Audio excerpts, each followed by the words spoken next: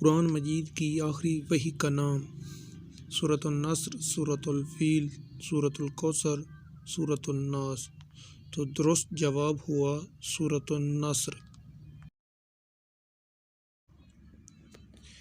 مدینہ کا پرانا نام؟ خراسان، قم، یثرب، طائف۔ تو درست جواب ہوا یثرب۔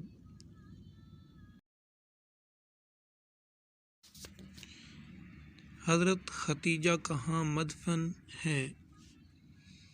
مکہ، شام، ایران، مدینہ۔ تو درست جواب ہے مکہ۔ مسجد بیت المکرم کس ملک میں ہے؟ مصر، عراق، بنگلہ دیش، ترکی۔ تو درست جواب ہوا بنگلہ دیش۔